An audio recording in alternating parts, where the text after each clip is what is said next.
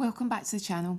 So if you watched last week's video, I mentioned that I would cover a little bit of a topic that's controversial, but we can't avoid it today, and that is using AI in the beauty therapy industry. Obviously, you can use it far and wide, and there'll be reasons why they're using it, maybe for appointments, again, just to maybe ascertain things in apps. And I know that it annoys some people, and somebody very politely said to me why they wouldn't watch a video if I had AI in it, and I completely understand that, and everyone can choose what they want to watch. But it made me think that, in all honesty, I don't go out seeking AI, but we can't avoid it.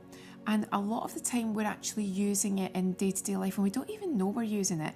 It can be in customer service, it can be in tills that we're using, in any payment methods.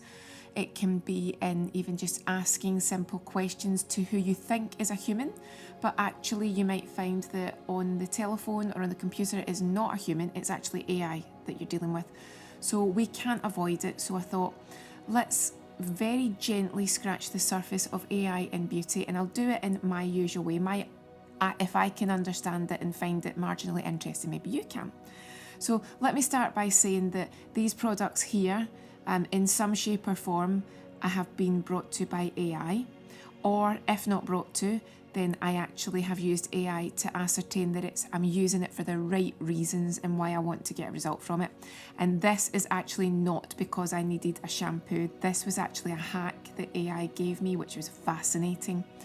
I have to start off by saying though that when you use AI, you have to use it cautiously and you have to treat it like everything else. When you go online, you don't take everything that you read as fact. When you go on Wikipedia, you don't take everything you read as fact. When you speak to somebody and they're giving you facts and figures, you don't take it as fact. You have to question it. So you have to question AI. It can get things wrong. And Alan's here just to make me understand things a little bit better because he deals with AI in his job. I believe the term is that AI can hallucinate, is that right? And it can give you the wrong answer, so you have to be careful. And when it gives you an answer, you have to actually then research the answer. So is that the right term? AI can hallucinate? Yes. So if it hallucinates, does that basically mean it gives you an answer that's incorrect? It means it can make things up, give you false facts, and Right. pass them off as real facts. Right. So that can be like speaking to somebody down at the pub or speaking to a friend where you're disagreeing about politics and they can quote you statistics and it turns out that the statistics are nonsense. So in the same way that you can be speaking to a friend and you think, that's not right, it's the same with AI. You don't presume that everything that's saying is correct. If something sounds right, question it. If something sounds wrong, question it. But even with me, when I got some answers to things, I then had to go and research the answers to make sure it was right for me. So here's why I've got these products here and why I found AI really interesting in how I got to them.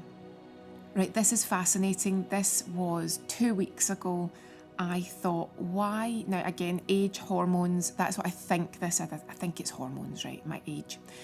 I thought, why have I got this little patch, this little red patch just on my chin and just at my mouth, and it will not shift. It was really getting on my nerves, and you know what to do. You've got a good working knowledge of the skin, and it ain't shifting. I'm doing all the things you're meant to do.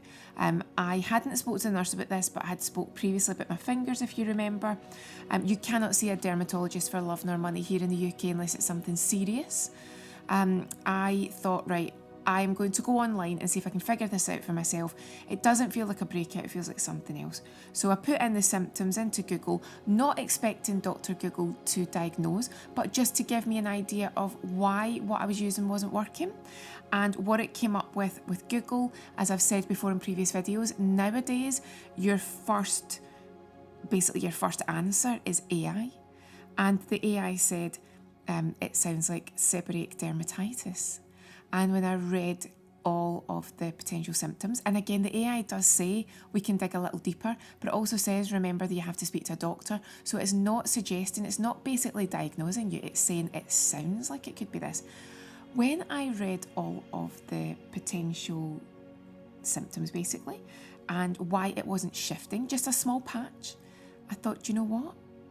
I think the AI's got it right. I think this is seborrheic dermatitis this is where it gets even more interesting. It said, again, you can use steroids, you can use creams, you can use this, you can use that. A lot of products are out there by the major brands and a lot of French pharmacy brands for seborrheic dermatitis. And you're talking about an average of maybe £15 per product, £20 upwards. And again, you go on to the reviews and it's mixed reviews. A lot of people say fantastic, some say didn't work for me. The AI actually said that, now this is where I need to look at my screen to get the words correct, and a common, very popular and effective off-label treatment is using an anti-dandruff shampoo as a face wash. And I thought, shampoo as a face wash? The one thing that we're told you don't use it, it's a no-no. And when I googled what does off-label treatment mean, because it wasn't something I was familiar with, again, the AI gave me an answer. I'm going to read out the AI answer. An off-label treatment means using an approved medicine in a way that is different from its official licensed use. Now, you may already have known that. I did not know that. Obviously, I've heard of people using medicines because it might treat one thing, but it also treats another. But I'm fortunate in one sense that I've never had to buy an anti-dandruff shampoo, but I know many people that do, and they say they have problems getting an effective brand and one brand that works. But I said that day, I said, right, I'm fed up with this. I'm going to Boots right now because this is the one that was recommended, and it was about £7 or £8. Very effective according to not only the Boots website, but also reviews across the board online. And it's because of this ingredient. Now I have to again make sure that I pronounce this right. Let me make sure. Ketoconazole, I believe that's how you say it, right? And it is basically, looking at the computer because I don't want to get anything wrong, it is a key active ingredient, and isn't this lovely? Antifungal. So basically what I discovered was what might have been causing that little patch of seborrheic dermatitis in my very simplistic way. And you can correct me if you can explain it better. There'll be many of you who know far more than me. Everyone's got a balance of bacteria and fungals in their skin. Just, you've got fungus there, you've got bacteria there, you just do. It's just part of your skin. And what happens in seborrheic dermatitis is that the ratio goes off and the fungus basically overtakes. And that's when you end up with the redness, the patches, maybe the dry skin. Sometimes you can get it in your eyebrows, around your nose. For me, it was just a little patch around my mouth. But when I looked closer, I thought maybe I do have a little patch in my eyebrow. And it can go hidden, you don't even notice. But basically, the balance in your skin has went in the wrong direction. There's too much fungus and it presents itself in maybe like dry little patches, scaly patches, breakouts. So I thought, right, AI, I'm going to trust you. AI, I'm going to give it a go. And believe it or not, you use it maybe 3 times a week maximum. The AI suggested that you basically use it as a face wash. You leave it on the skin for 3 to 5 minutes. I did that, it tingled a little bit. You wash it off and you treat your skin as normal. And guess what? It worked. It worked very quickly. Let me show you. It's just basically a pink, I don't know if you can see that, it's just a pink shampoo. It worked. It worked very quickly. I'd say from treatment 1, the next day, the redness was dramatically gone. So I could not believe it. So it's not that AI was coming up with this miracle solution, it's just that AI was, now again, I'm going to ask Alan for the correct terminology. Is it farming the answers online? It's got access to the internet, so right. it can look things up based on what you're given, what information you're putting in. So if you put in give the AI a lot of context, like symptoms, whatever it is you're doing, the more context you give the AI, the better it can, the more it helps it find an answer. That still doesn't stop it from, giving you the wrong answer. But the more information you give something, the better the output. So whatever you're typing into the prompt, the more information you can give something, the better the result will be. But that's been a long-standing thing. Right. It goes back to like years and years, decades ago. We talked about garbage in, garbage out in data systems. So the better the information you give you put in, the better quality the information comes out. But you should still always double check what you're doing, because AI is not infallible, and it can just give you random things to try and satisfy giving you an answer and make things up. So you do have to check it. There is risks there, but as long as you're using it as a way to find information, put you on a path that you can then research, actual papers or whatever, then it backs it up. Yeah, so you're not just solely relying on what the AI output is giving you, which is potentially could be dangerous if you're asking it for like skincare stuff, because it may get things wrong, but it has access to a wealth of information, so it can find things a lot faster than you can. So long story short, I typed into AI what was basically happening with my skin. It suggested it was seborrheic dermatitis.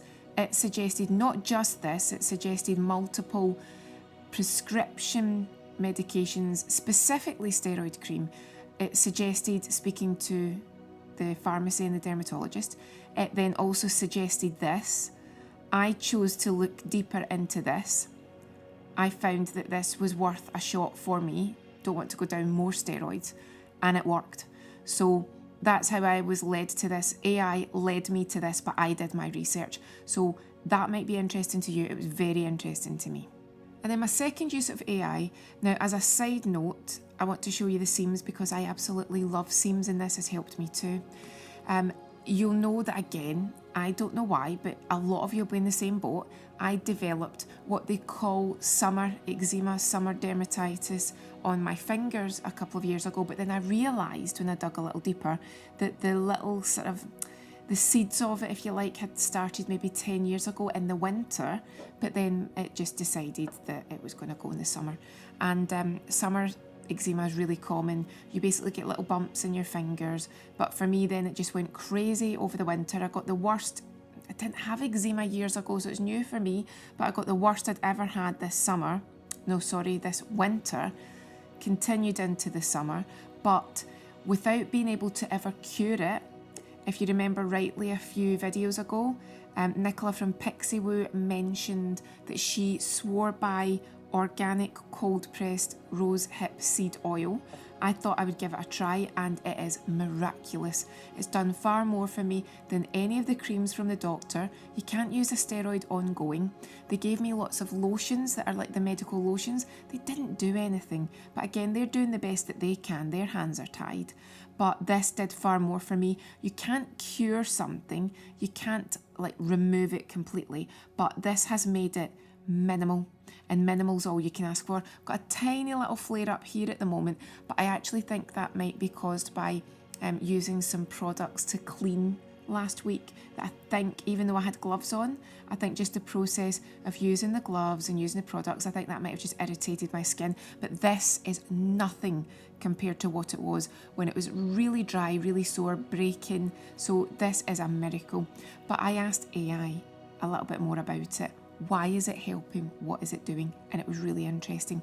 But before I go into that, as a side note, I was really sad that, I love Seams, and Seams hand cream is my absolute favourite. But when your skin's all broken out and it's all irritated, you can't use your normal hand creams because it's counterproductive, because you've got broken, irritated skin, and that's not what the hand cream's there to do. It can actually make it worse. But Seams years ago had actually said, bear in mind we've also got cuticle oil, and I wasn't too bothered about cuticle oil because it wasn't something that I really felt that I needed, because my hand cream did more than I needed it to do.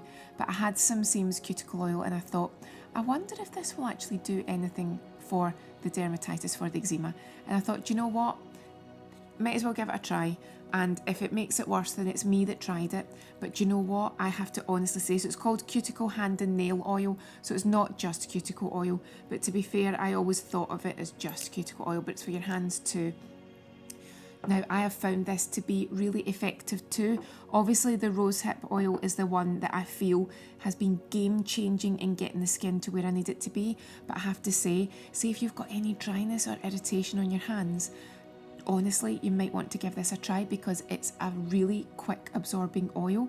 Remember, Seams was created for people that work with fabrics. It was created for people that are like seamstresses.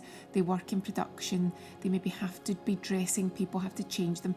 They can't afford to have oily hands. So not only is this effective on dryness, but also is designed that you can actually get on with your day and you're not leaving fingerprints everywhere that you go. Look, that's it. It's just a little clear light oil. And what I was doing just to try it out was actually just putting a little bit on and then literally going into the fingers and just getting those dry patches. And again, you don't put anything on and you just go, wow, it's all gone now, that's it, sorted. But this really surprised me. I thought I was trying it out and that I was going to say within a couple of hours, well, that was stupid, that's made it worse, that's irritated it. I just thought because it's a cuticle oil, hand oil, not like a treatment as such, I thought, oh, I'm probably going to be doing this and think, well, that was daft. This has been super helpful. So have this as something that you might want to consider if you do get dry hands, dry nails, cuticles irritated. This really surprised me. But again, I shouldn't have been surprised because I love Seams, but I just thought I might have to wave goodbye to it until this had really calmed down. But now I know I can make it part of my routine. But on to, again, the rosehip seed oil. So I put into the Google AI, why does rosehip seed oil help eczema? Because I was curious to know what the AI would say. And it was interesting because it's something, again, that when I went to the doctors, they don't actually have the time to talk to you about this. They just say, here's a steroid, use it with caution, don't overuse it. Again, the key is don't overuse it. And then you look at the instructions on the prescription and it's very clear. And then you go back and they say, oh, you can use it a bit longer. Are you sure I can use it longer? Because it says I can't. And what they normally said to me was, oh, you can use it longer than we say. That's just to make sure you're careful. So they treat you like an adult in the sense that they say, look, the instructions are there on your prescription to make sure you're not stupid. But as long as we can ascertain you're not stupid, you can use it a bit more. So they are allowing you to think for yourself, but they also can't say to you, use this, that and the other, because they're not allowed to, at least in our country anyway. So I get that. They're doing the best they can, but you can't keep using steroids all the time. So the AI says, rosehip seed oil helps to soothe eczema because it locks in moisture, calms redness and supports skin healing. That's all the things that it's done for me. It achieves this through its core components, essential fatty acids, antioxidants and vitamins. And then it goes on to the key benefits for eczema, about the deep hydration, about why it lessens the redness, and it's because of the natural anti-inflammatory compounds, and it goes into it. It talks about skin repair and it goes into it. And then it says about important safety tips, and it talks about flare-ups and patch tests. It talks about avoiding it on infants. So the AI in this case is actually trying to ask you to be responsible. And then the AI says to me here, if you'd like, let me know where the eczema is on your body, how severe the dryness is, how severe the flare-up is. It says, I can help suggest how to safely test and apply it alongside your current routine. But then it does say this is for informational purpose only. For medical advice or a diagnosis, consult a professional. AI responses may include mistakes. So it's being very clear. And then it's got a box where I can type in and I can ask it further information. But honestly, I think it's being as responsible as I could hope for it to be. It is not presuming, look, that's it, if you remember seeing it before, it's much more vibrant a colour. The AI is not telling me it knows everything. It's not diagnosing me. It's not giving me a routine. It's not telling me what to do. It is suggesting. And then it actually says in the box, look, ask me anything. And then if I ask it something that it doesn't know, it should probably come up and say, I don't know about that, or it should guide me towards a doctor. And I'm using the word should because, again, the AI is not infallible. The AI knows that it might make mistakes. It's warning me it might make mistakes. It's warning me to do my research. So that's basically where I'm going to leave it. It's been really helpful for me. It gave me a solution for what I couldn't understand was a little red patch. I thought, what's going on here? I know what this should be, but it's not responding to my usual products because it was something different. It gave me a hack, if you know what I mean. It worked. It was cheaper than the alternatives. But it wasn't something that the AI exclusively gave me. It was something that the AI sourced online, turn it around the right way, something that the AI sourced online from other humans that had found this hack for themselves. As I now know, what's it called? What's the word I was going to say? Off-label treatment. I didn't know that, so it has educated me. But again, that doesn't mean I'm going to forget everything I know or question it if I think, no, that's rubbish. But I wanted to share with you that we can't hide from it. It's there. We're using it when we don't realise we're using it. You can choose to avoid it where possible, but you might think you're avoiding it and you're actually using it because it's incorporated into something. But again, if you hate all this, tell me. We can have a discussion, because I'm not an AI enthusiast. I'm just approaching it with caution, but with intrigue and interest too, because I understand that sometimes we have to accept, as someone said on TV this week, the genie's out the bottle. If you think AI can be reversed, it's not going anywhere. It's out in the world, it's there, it's not going anywhere.